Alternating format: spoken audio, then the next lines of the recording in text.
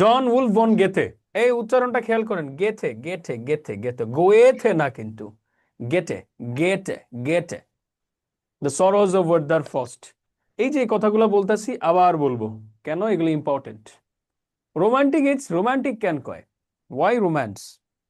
এখানে লাভ, কেয়ার এইগুলা বেশি থাকে, সাবজেক্টিভিটি, আই বলা হয়, high imagination, love for nature, beauty, common people, language, supernaturalism, অতি প্রাকৃতবাদ, অতি প্রাকৃতবাদ।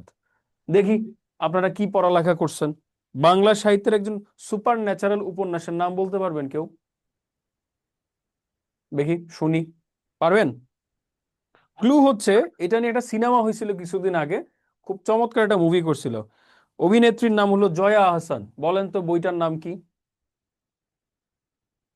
দেবী। Good, extreme, excellent. কে বলছেন? তার জন্য হাততালি। দেবী, অসম্ভব চমৎকার বই। হুমায়ুন আহমেদের যে কটা বেস্ট উপন্যাস আছে এর মধ্যে একটা দেবী।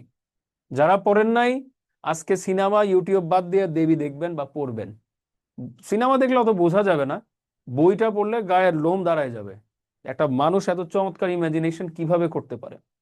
Everybody should study this. আমি মাঝে মধ্যে কিন্তু গল্পের বইয়ের কথা বলবো, এগুলো না পড়লে জীবন ব্যর্থ, বৃথা।